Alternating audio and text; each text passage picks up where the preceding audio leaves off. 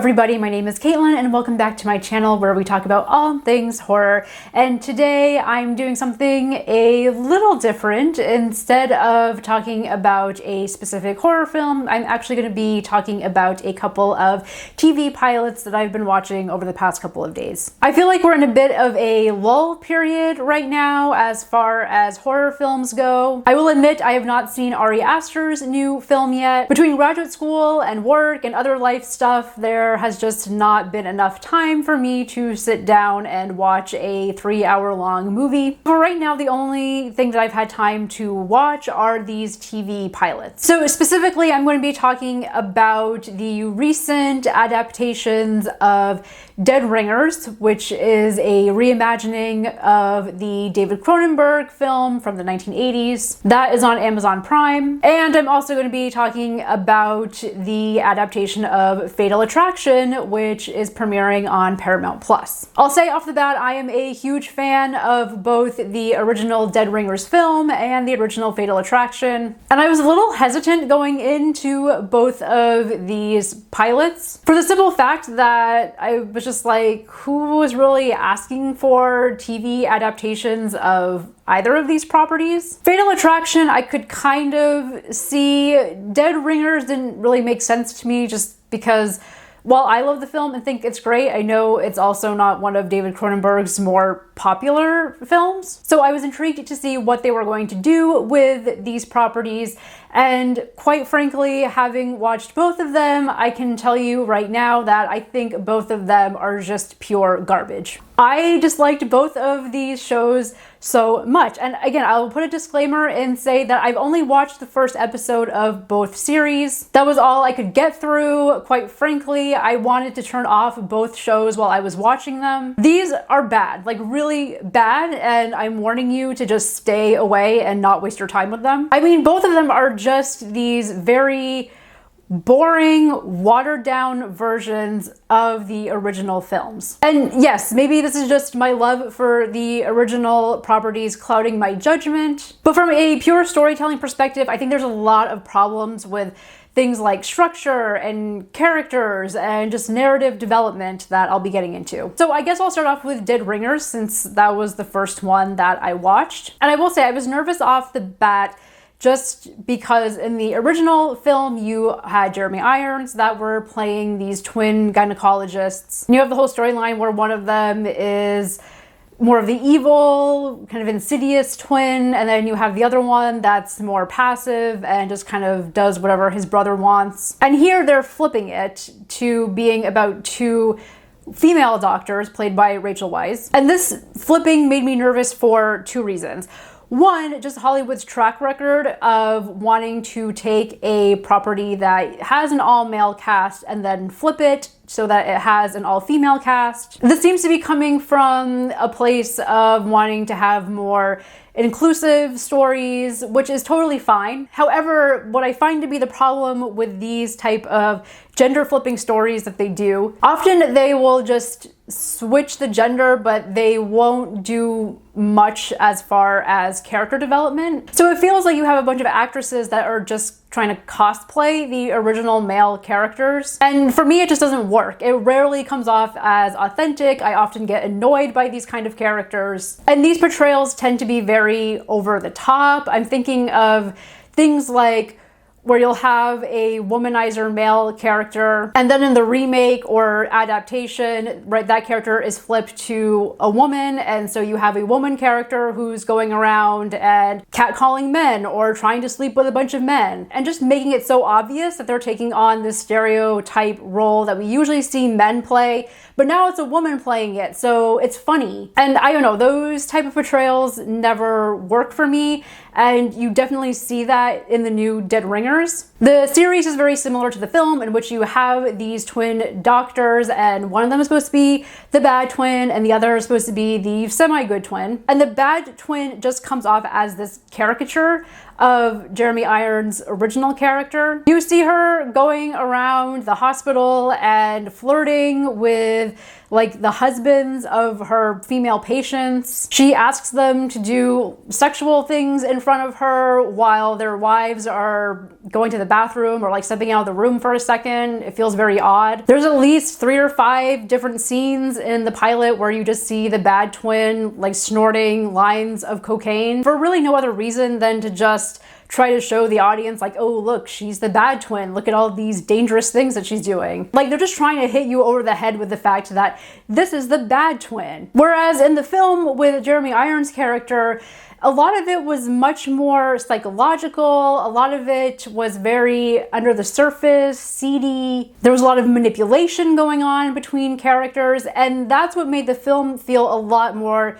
disturbing than what they're trying to do with this TV series. My other problem with them switching the gender is that I feel like the original Dead Ringers film very much focuses on themes such as toxic masculinity, power dynamics between men and women, things like identity as well. You have these male doctors, especially the bad one, who just go on these power trips and want as much power as possible, but they lack the ability to have the ultimate power, which is creating life. And so the only way that they can kind of get close to that sense of power is by being gynecologists and helping women through their birthing process. You have the whole storyline with the actress, and it's discovered that she has something weird going on with her womb that the doctors have never seen before. And just the fact that she's this medical anomaly that they find so fascinating, like they have to covet her for that reason. They have all these weird medical tools that they're creating, again, trying to create this ultimate phallic object, if you will, going into film theory. That's what makes the original film so disturbing. Every time I watch that movie, I feel like I need to go take a shower afterward. And you just have that element lacking in this series. Now, that's not to say that there's not potential here to create an equally disturbing, interesting story with 2 women doctors. But these characters are not well developed enough that it makes the story interesting. I don't know anything about their motives. They set up that these 2 female doctors want to start their own birthing center. And first, let me back up, because the show also insinuates that these gynecologists are very well known and everybody knows about the twin doctors. And it's like, okay, well, if you're so well known, then why don't you already have your own birthing center? Like, why are you just working at a random hospital? Shouldn't you already be at the top of your profession if you're so famous? So there's that. And then, yeah, just this lack of motivation, because if it had been a thing where we have scenes where we see them really fighting the medical system and trying to create better atmospheres for women who are giving birth, then that would be one thing. Then I'd be like, okay, I kind of get the motive here, but that's not really what they show. Because again, most of these scenes with these doctors, they're just being bad people. Again, it's sexually harassing their patients, or it's doing lines of coke in the bathroom, or it's just them getting caught up in their own personal drama. So yeah, I just don't get the motivations. I mean, they do say that they want a medical center so that they can do their own experiments and come up with their own medical interventions that will change the world. But again, it's like, okay, if that really is your focus and that's what you want, then why are you spending time doing lines of coke in the bathroom and trying to sleep with your patients' husbands? Like, do something groundbreaking with your time. My other problem that I had with the series is that it feels like it's relying really heavily on shock value and having disturbing imagery to maybe cause controversy or just to get people talking. For example, in the first episode, you have this whole montage of women giving birth, and you just see scene after scene of these very violent images of babies just being ripped out of women's bodies, and there's blood and fluid spraying everywhere. There's like 2 back-to-back scenes in the pilot where you have a mother who just gave birth. It's established that she had a C-section and she's having some problems after birth. You later find out that she had an infection and none of the doctors noticed or really cared. One of the twins does notice and notices that this patient is in distress, but again, chooses to do nothing instead of helping the patient. Again, if we had a scene where the doctors were actually trying to help someone, I may have understood their motivations a little bit more. But no, she notices that there's a patient in pain, and then another doctor comes to take care of it, and she's just like, okay, and then goes about her day. We have a scene where that patient dies, and we have to see the blood-soaked sheets and her husband crying. And then we cut to another scene of a woman giving birth, and the baby ends up being stillborn. And so there's a whole scene where she's just like holding her dead baby and crying. And you have these two scenes back to back. And again, you have these doctor characters that are doing absolutely nothing but just standing back and pretending to look horrified. And I'm just like, I don't know why these scenes were here, because it feels unnecessarily cruel. And again, it just feels like they're there for the sake of trying to be shocking and grotesque and just trying to get a rise in you as a viewer. There's also not any chemistry between these characters. Similar to the film, you have this actress that comes in and the twins become enamored with her, but there's just like no chemistry between the two actresses. Everything just comes off as really bland, and it feels like they try to make up for that with, again, showing these very shocking scenes of birth. There's no sense of style to it, unlike the Cronenberg film, which is very highly stylized, right? You have Jeremy Irons in the surgical outfits that are all red. There's just a lot more creativity in the original film than what we have in the series. And I know that later on in the series, they are going to don the red outfits, but frankly, I don't care enough to watch that far into it. Okay, so that's Dead Ringers.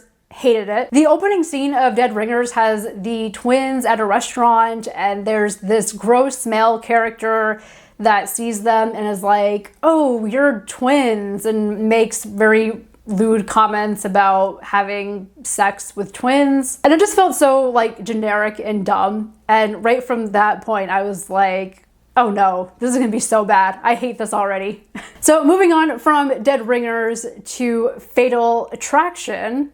In Fatal Attraction, we have yet another bland, boring adaptation. This series has some of the worst story structure that I have seen from a big studio mainstream project in a while. What I mean by that is, this is a series that wants to take on different perspectives. So you obviously have the perspective of Dan, I think that's his name, right, the main character who has the affair. And then in this version, they're also giving you the perspective of his daughter. Now, the series begins a few years into the future after the whole affair happened. So you meet Dan while he's in prison for killing Alex, who is the woman that he has the affair with. And so you have him meeting with these judges. Essentially, my understanding is that he's up for parole because of good behavior, and he's trying to make his case as to why he should be let out of jail. And so the series is just starting with him going on this very long monologue of like, oh, I'm so sorry. I think about this woman every day. If I get free, then I want to reconnect with my family, blah, blah, blah. And already, this is the first 2 minutes of the series, and I was already sitting there being like, I am so bored. This is Fatal Attraction. Okay, in the original film, within what, the first 10 minutes, we get the setup with Michael Douglas's character, we meet his family, and then he meets Glenn Close, and then a few scenes later, they're already doing it in the elevator and on the kitchen sink. And here we get a bunch of just forced melodrama and characters just feeling sorry for themselves and doing these long monologues, and I was like, oh no. So there's that. I already thought it started off boring. Also, I think one of the things that's so great about the original Fatal Attraction is that you see all this craziness happening, and then at the end of the film, it just kind of leaves you cold, right? It doesn't give you any explanation or shows you what happened to the family in the aftermath of them killing Alex. And there's something that works about that. There's something that feels very disturbing about that, that it's just leaving you lingering in this direct aftermath of what this family went through. And you as the audience know, like, damn, this family just got torn apart and they are never going to be the same. And there's just something eerie about that. It sticks with you. Whereas here, this show is already wanting to start with showing the aftermath of everything, of where the characters are and what happened to them before it even gives you any of the goodness. And maybe it could have been interesting again if the characters weren't just so two-dimensional and boring to watch. Okay, but going back to the story structure, so they start you off a few years into the future. You meet Dan, he's in prison, and then you meet his daughter, who was obviously a child when he was having the affair, but is now a grown adult woman. She's going to see her therapist, she is having this whole therapy session, and then the series cuts to the previous years when this affair first started. And it feels jarring, and my biggest critique with the series is that as an audience, I don't know whose point of view I'm looking at any one time. The change feels very jarring because there's no like text or anything to let you know like we're back in time. For the most part, it feels like we're seeing events being played out through Dan's point of view. It's his story. So I feel like we should be seeing these events through his perspective, but there are just a lot of times where it's cutting back and forth between what's happening in the past and then what's happening in the present with the daughter. And the reason that's problematic is because obviously the daughter is not there, is not present for a lot of these scenes with her father and him meeting Alex and the whole affair starting to happen. But the series, the way that it's structured, it's setting it up like you're with her, right? You have a whole close-up on her face as she's contemplating or thinking about something, and then it just jumps back in time. And it feels like, because it's doing that framing, that where it's jumping back to, like we should be jumping back into her memory. Again, this is like basic film techniques, right? When you have a close-up of a character and they're thinking pensively and then we go to a flashback or something, we're usually seeing that flashback from that character's point of view. And we know that that's true because, again, of that like close-up of framing. It's the filmmakers telling you whose perspective you're watching. Like there's one scene, I think it's about halfway through the episode, where Dan meets with his daughter for coffee. They're talking and he says to her something along the lines of like, oh, you don't really know what happened, or you don't know the whole story, something like that. And that's where I felt like they should have started the flashbacks, because then narratively, from a story structure standpoint, it makes more sense, right? Again, you get that close-up of him being like, you don't know the whole story, I have something to tell you, and then boom, we go right back in time, we're seeing it through his perspective, and it all feels a lot more natural. So there's really nothing to connect the present and what we're seeing in the past. And again, the series is also not signaling to you as a viewer, like when you're back in time. Eventually you get it, obviously. But again, just some sort of marker of like, you know, the very basic text on the screen like 20 years earlier, or even a simple change in aesthetic, right? If there's a difference visually between the present and the past, but they don't even do that. Everything looks the same throughout the whole series. It's the same bland coloring throughout the whole thing. So it just comes off rather jarring to watch. Another thing with just the story and the narrative progression, it feels like the first episode is full of filler scenes. You just have all of these scenes where it's like you see him going to brunch with a client, and then you see him at a restaurant talking to his colleagues, and then he's at home with his family having dinner, and then they're at the bar. And it's like, it doesn't feel like there's much happening to really move the story forward. I understand if there are certain things from the story that you want to save until later episodes, but as a viewer, you have to give us something at the beginning that we can sink our teeth into, that's going to get us intrigued to watch the next episode. And I didn't get any of that here. It felt like they were just relying really heavily on the name Fatal Attraction, and that the people coming in to watch this show already know what the story is about. They're assuming that you're gonna wait for the good stuff. And also, speaking of the good stuff, this show completely waters down the original Fatal Attraction. There is no sexiness here, there is no danger here, there is zero chemistry between the characters. I am not believing that the people playing Dan and Alex here are actually attracted to each other. You have these scenes where they're just staring blankly at each other. There's like no passion, there's no fire. So I'm not sure whose idea it was to take all of the sexiness out of Fatal Attraction, or really what the point of that even is. So yes, overall, I found these two shows to be extremely bland, extremely boring, completely absent of all of the brilliance and the entertainment of the original films. I mean, it's like you have these two shows where you just have these like dead inside characters saying this very on the nose dialogue. And again, it might be fine if you have these characters that are dead inside, but then use that as the motivation for propelling them into action, right? Whether it's dead ringers and you have these twins that just want this ultimate power. You have Fatal Attraction and it's that blandness, boringness in his life that causes Dan to want to go out and have an affair and bring in some excitement into his life. Use that, but they don't. These characters are so cookie cutter and so two-dimensional and just don't have any nuance to them. Hollywood needs to stop doing this kind of crap. I don't know what's going on or what they're thinking or why they think that audiences are going to like these shows. I know Hollywood nowadays, all of the studios use like algorithms to see what audiences are going to find interesting. And if this crap is what the algorithm is spitting out, then they need to fix that. So those are my thoughts on the new Dead Ringers and Fatal Attraction. Again, I just don't recommend wasting your time with either of these shows. If you did watch these shows and you liked them, power to you. Tell me in the comments what it is that you liked about them. Tell me why I'm wrong. If these are shows that do get better as the series goes on, let me know that too. Because as of right now, I have zero intention to continue either of these series. Let me know your thoughts and I will see you next time. Thank you so much for watching.